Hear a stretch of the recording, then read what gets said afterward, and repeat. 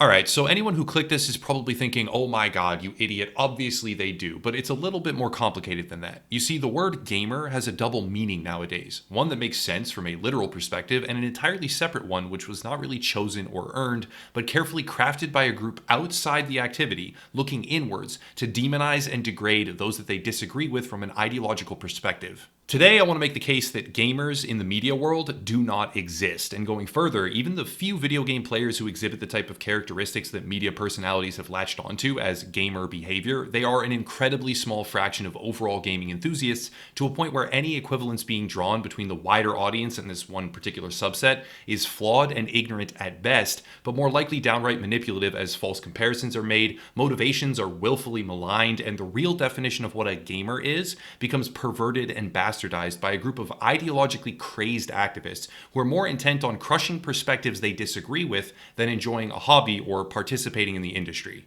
Gamer with a capital G is oftentimes used as a slur nowadays. The idea behind this might even predate Gamergate itself, but the gist is, the projected reality that they would have you believe, that is, the gist is that a large percentage of video game players are capital G gamers, which is an amalgamation of misogynists, racists, incel losers, and internet trolls who harass and belittle minorities, women, and anyone else who is not a cis white male. That's not my definition, please don't get confused here. That's the prevailing boogeyman of gamer behavior that is internalized and hated by various corporate and media personalities. The problem is, they willfully and maliciously twist their own assumptions of intent for various different issues, to construct this definition in a way that is anything but genuine.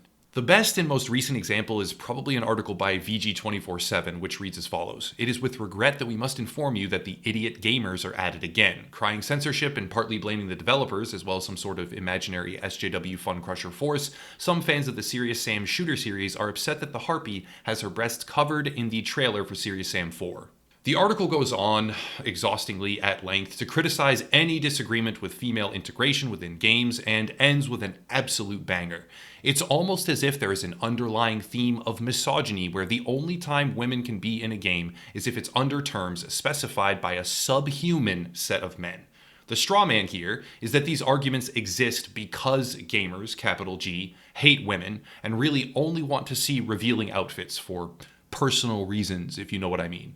However, this is a disingenuous argument. The best way to demonstrate all of it is Mortal Kombat 11. Mortal Kombat is a long-standing franchise. It was even in front of Congress for its blood and gore at one point. The series has been around for decades, originally launching in 1992. The characters have certainly seen design iterations and costume changes, but there were fairly distinct looks that developed over time. For instance, here are some pretty standard aesthetics for the iconic Sonya Blade, but here's what she looked like in the newest game. Now, keep in mind, this kind of drastic overhaul was not isolated to just her. It was pretty much all of the female characters, with an emphasis on much more clothing and an entirely new default look that diverged completely from previous titles dating back over 25 years. There was an obvious and immediate outcry against this because the Mortal Kombat fanbase has largely grown up with these characters over time, and nostalgia is a very powerful thing. Here's the problem. A lot of manipulative and fraudulent people started to claim that this was gamers with a capital G being angry because there was less female skin shown on the models, and that their misery was great and deserved, because more armor and better clothed fighters was a good thing. However, the male character models remained mostly intact, true to their roots for the most part, and were showing far more skin than any of the female fighters. Setting that aside, the arguments for the classic skins were mostly based around real-world examples. In the UFC, for example, which is a series of single hand-to-hand combat encounters, fighters wear as little as possible, both male and female. There's no gender divide there. Yet in Mortal Kombat 11, with the claim of realism being held up as a shield, they were layering on as much as they possibly could to just the female models. How about even further? Over time, when some classic female skins were finally introduced and offered for sale, whether that be a result of fan pressure or an always intended marketing ploy for maximum profit, who knows, not really relevant for today, but when it finally happened and a character named Scarlet launched, who had been shown in a true-to-form classic all-red bodysuit, she launched with different black and red hybrid versions. It wasn't exactly the same. It wasn't all red, is what I'm trying to say. Fans were immediately upset. Not because there was more or less skin showing, but because the black triangles on the shoulders and the different overall aesthetic was not what they had been expecting. It was not what fit within the overall nostalgic memories, and it was a deviation from the truly classic aesthetic that they were hoping for. Gamers were not upset because the female characters were not naked. They were upset because something that they had loved for a long time was just completely different and worse, because the developers didn't want to have characters look too sexual. This was bad for 100 more reasons, such as combat damage and in-fight modifications to the outfits based on health, etc. But the end result was that the fans were upset, not because of any particular view on women or female fighters, but because the new character skins just were worse, flat out. They were worse skins while also lacking the desired familiarity. This was a pivotal moment where media figures decried those that spoke out as disgusting perverts who just wanted women to be naked for their own personal subjective reasons, while shaming the gamers, with a capital G, for their degenerate desires and their supposedly unreasonable expectations that developers at least mildly adhere to aesthetic norms for a franchise that had been around for close to 30 years. Here's a perfect example of the mindset. It's a random Twitter user, yes, but he has shown with absolute clarity how a certain group have assigned a double meaning to the word gamers. This is Age of Mike, who says, people who play video games are cool and good. Gamers are trash and scum and should be put in the garbage where they belong. The thread continues with others chiming in as well, even one who I'm actually blocked by. Also, I honestly don't think I've ever interacted with them in my entire life, so that's kind of hilarious, but it's a back and forth with the double meaning on full display. It's pretty baffling when you actually lay out the thread. I don't understand why this isn't clicking. Look, I'll spell it out simply. People who play games equal cool, gamers equal the C word. It's perfectly simple. And then someone replies, so gamers equal cool, gamers also equal the C word. No. If you're not a C word, then you're not a gamer. Being a gamer is defined by being a C word, not necessarily by even playing games. And then the reply, so all people who play games are the C word. No. Just the gamers. Keep up. No, but yes? Why can't you make up your mind? I love this guy, by the way. He's fantastic. Then the reply, I have made up my mind. Oh, I get it. You think gamer just means person who plays video games. I'm sorry, but that's incorrect. And then the reply, classic true to form, okay, gamer. And then the angry response, nope, sorry, I simply play video games quite a lot. However, I lack the defining traits of a gamer. I know it's tempting to apply that label to me, but it simply doesn't fit. You don't sound like much of a C word. Do you call yourself a gamer? That's being unkind to yourself. And then the Chad reply, you are a C word though. That seems to be all it takes.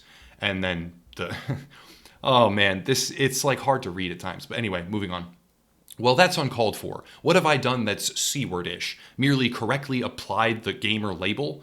And then again, another great reply. It's the passive aggression, general smugness, and self-denial. I don't know who hurt you, but there's nothing wrong with playing a video game and being a gamer by default. It's one of the biggest mediums on earth. Wear it with pride. This guy is an absolute legend. And here comes Mike again, though. Whew, back to the rescue. I'm going to repeat this one last time before muting this conversation. Playing video games is good. Being a gamer is bad. They are not the same thing. Only dunces and morons think that. Please stop being a dummy. You're embarrassing yourself on twitter.com.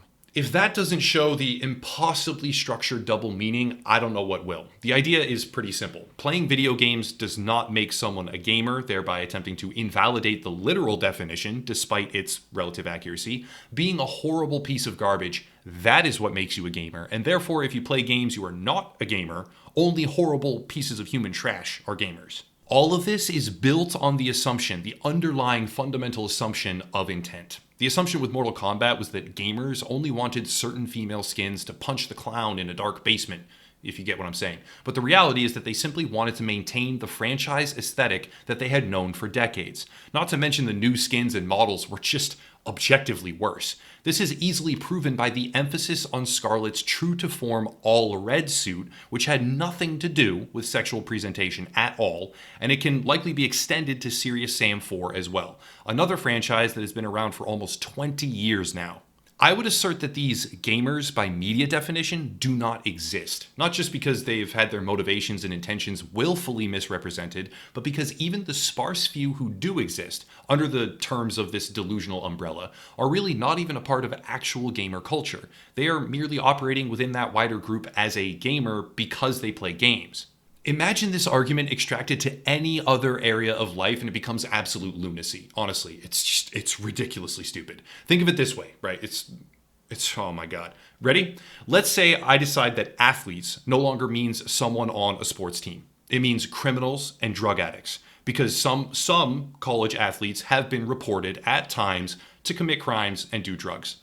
Now, I go around preaching at high school and college sports teams all over the country about how athletes are druggy criminals because a couple of them are, might be, or have been in the past. When an athlete attempts to speak to me about it, I just double down. No, you are not an athlete. Even though you play sports and fit the literal definition of being an athlete by what the word means to the letter, you are a druggy criminal because that's what athlete now means. But even worse, it turns into people who play sports are good because sports are great by themselves, but athletes are bad. And those who use the term, despite its actual literal accuracy, must be understanding that a few athletes have been bad in the past. So by self-identifying that way, they too are criminals who want more people to do drugs and be criminals.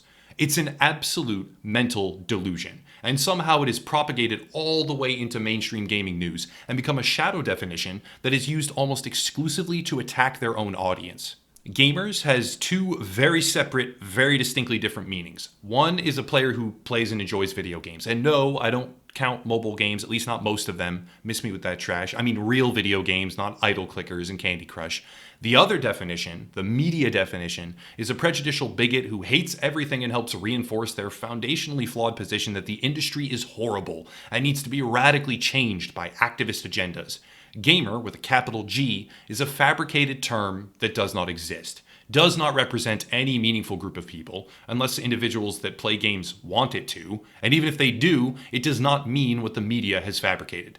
Basically, gamers under this false definition do not exist. That's it for today, though. If you play games, you are a gamer, but practically no one is a capital G gamer by the current ever-shifting definition. If you want support, there are links down below, merch, Patreon, Twitter, other social media, another YouTuber to support as well, but I'll cut it there and stop rambling. As always, thank you all for watching, and have a nice night.